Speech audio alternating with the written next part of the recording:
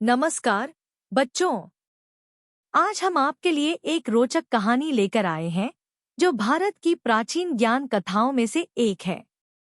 यह अकबर बीरबल की एक कहानी है जिसमें बुद्धिमत्ता और सीखने की एक दिलचस्प कहानी है। अकबर के दरबार में एक दिलचस्प मामला सुनने को मिलेगा। आइए हमारी कहानी शुरू करें। केवल एक ही प्रश्न। बादशाह अकबर की ख्याति राज्य की सीमाएं तोड़कर दिनों दिन देश विदेश में बढ़ती ही जा रही थी। इसका कारण था उनकी प्रशासन संबंधी सूझबूझ, उनकी युद्ध संबंधी नीतियों और ललित कलाओं को दिए जाने वाले उनके प्रोत्साहन। उनके दरबार में 9 रत्न थे जो अपने अपने कला क्षेत्रों तथा कौशलों में माहिर थे। उनकी प्रसिद्धि का एक कारण उनके द्वारा चुनिंदा 9 रत्न जो पूरे विश्व में बहुत लोकप्रिय हो रहे थे, विशेषकर बीरबल। उनकी कीर्ति फारस पहुंच चुकी थी। फारसी राजा साहब सुल्तान ने भी ललित कलाओं को संरक्षण दिया। उनके दरबार में कई प्रसिद्ध कवि थे जिनमें से बुद्धिमान राजा के पसंदीदा थे। बुद्धिमान न केवल अपनी शायरी के लिए जाने जाते थे बल्कि अपनी बुद्धिमत्ता और चतुराई के लिए भी जाने जाते थे, जिसमें वे बीरबल को बराबर की टक्कर देते थे।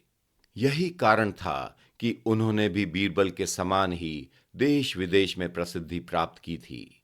एक दिन साहब सुल्तान के मन में एक विचार आया।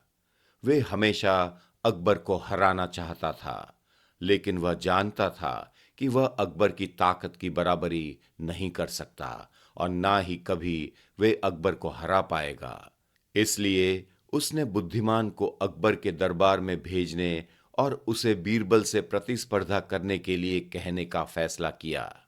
उन्होंने बुद्धिमान से अपने मन की बात कही। बुद्धिमान, मेरे पास एक विचार है, साहब सुल्तान ने कहा।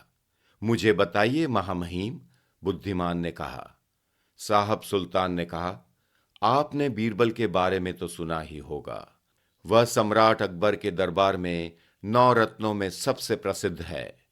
हर कोई दावा करता है कि आप दोनों बुद्धि में बराबर हैं, लेकिन मैं जानता हूं कि कौन ज्यादा बुद्धिमान है।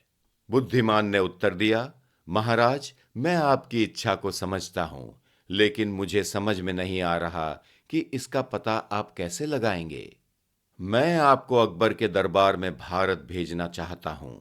वहां आपको बीरबल के साथ प्रतिस्पर्धा करनी होगी और अपनी बुद्धि और चतुराई से उनके होश ठिकाने लगाने होंगे, और इस तरह ये साबित होना चाहिए कि आप बीरबल से अधिक बुद्धिमान हैं।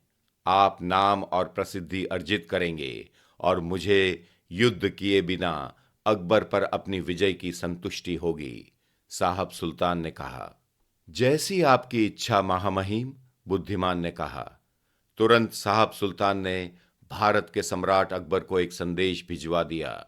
उन्होंने संदेश में कहलवाया कि उनके दरबारी कवि बुद्धिमान अकबर के दरबार में आएंगे और बीरबल के साथ प्रतिस्पर्धा करेंगे।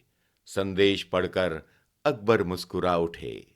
उसने अपने बगल में बैठे बीरबल से कहा, बीरबल, साहब सुल्तान हमें तुम्हारे माध्यम से हराना चाहता है।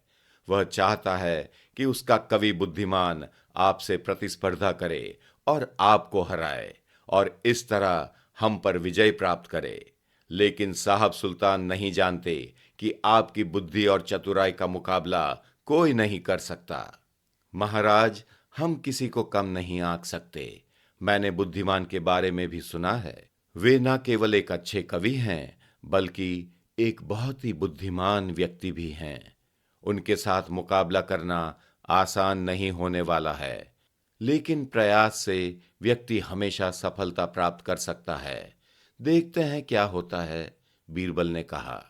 अकबर ने चुपचाप बीरबल की बात सुनी, लेकिन कोई जवाब नहीं दिया। बुद्धिमान कुछ दिनों के बाद आगरा पहुंच गए।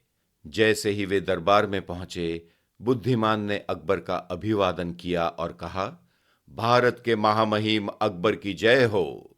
अकबर ने गर्मजोशी से जवाब दिया और कहा, हमारा राज्य आपका स्वागत करता है बुद्धिमान। हमें आपके आगमन की दिल से प्रसन्नता है। धन्यवाद महामहिम, मैं सम्मानित महसूस कर रहा हूं। बुद्धिमान ने उत्तर दिया। मैं महामहिम से अनुरोध करता हूं कि कृपया हमारे राजा साहब सुल्तान द्वारा भेजे गए उपहारों को स्वीकार करें। बुद्धिमान ने कहा। निश्चित रूप से यह हमारे लिए हर्ष की बात है। अकबर ने साहिब सुल्तान द्वारा भेजे गए उपहारों को प्राप्त करते हुए कहा। उन्होंने कुछ समय के लिए दोनों पक्षों के हितों की बात की। तब अकबर ने कहा, तो आप हमारे कवि बीरबल को हराने के लिए यहां आए हैं, है ना? महाराज, हम सभी जानते हैं कि बीरबल कितने बुद्धिमान हैं। मैं जानता हूं कि काव्य चर्चाओं में आज तक उन्हें कोई नहीं हरा सका। हालांकि मुझे भी आज तक हार नहीं मिली है। शायद बीरबल की जीत की होड़ आज समाप्त हो जाएगी। बुद्धिमान ने बीरबल की ओर देखते हुए कहा। बीरबल ने मुस्कुराते हुए कहा, बुद्धिमान बताओ, मुकाबला क्या होगा? बुद्धिमान ने उत्तर दिया, कुछ भी। साहित्यिक आलोचना दिए गए विषय पर कविता पढ़ना या कोई चर्चा। लेकिन मैंने सुना है कि आप किसी भी तरह के सवालों के जवाब देने में माहिर हैं। इसलिए मैं चाहता हूं कि प्रतियोगिता एक प्रश्नोत्तर सत्र हो। क्या कहते हो बीरबल? निश्चित रूप से। क्या आप मुझसे एक प्रश्न पूछेंगे या मैं पहले पूछूं? बीरबल ने कहा। मैं सवाल पूछना चाहता हूं, लेकिन आगे बढ़ने से पहले मैं आपको 2 विकल्प दूंगा।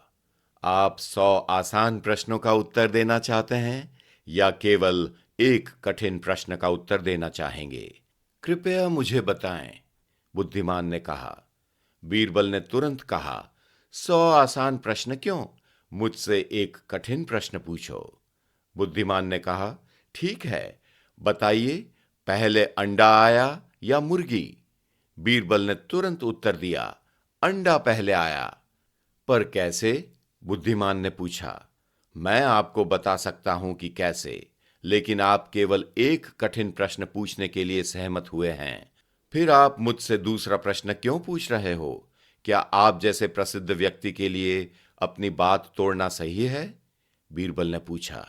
बुद्धिमान ने बीरबल के बारे में सुना था, लेकिन पहली बार उसने बीरबल की बुद्धि और चतुराई का अनुभव किया। वह मुस्कुराया और शालीनता से अपनी हार स्वीकार की। महाराज, मैं अपनी हार स्वीकार करता हूं। बीरबल को मेरी हार्दिक बधाई, वह इसके हकदार हैं, बुद्धिमान ने कहा। अकबर ने दोनों की सराहना की और फिर बीरबल को कई उपहारों से सम्मानित किया। इस कहानी से हमें सीखने को मिलता है कि सच्चाई और ईमानदारी हमेशा जीवन में सफलता की कुंजी होती है। अकबर बीरबल की यह कहानी हमें अच्छे मूल्यों की याद दिलाती है। आप स्टोरी वेव्स ऐप को एप्पल या एंड्रॉयड ऐप स्टोर से डाउनलोड कर सकते हैं और दुनिया भर की कहानियों का आनंद ले सकते हैं। एक स्टोरी वेव्स सदस्यता 1 महीने में $1 से कम खर्च होती है, जो आपके परिवार के लिए गुणवत्तापूर्ण कहानियों को लाने का सबसे सस्ता तरीका है। सभी नए कहानियां स्टोरी वेव्स ऐप पर उपलब्ध हैं और सबसे रोमांचक सामग्री केवल ऐप पर ही मिलती है। आप YouTube चैनल को सब्सक्राइब करें और इंस्टाग्राम, टिकटॉक और स्पॉटिफाई पर स्टोरी वेव्स को फॉलो करें ताकि आगामी सामग्री के बारे में अपडेट मिल सके। धन्यवाद आपका समय देने के लिए।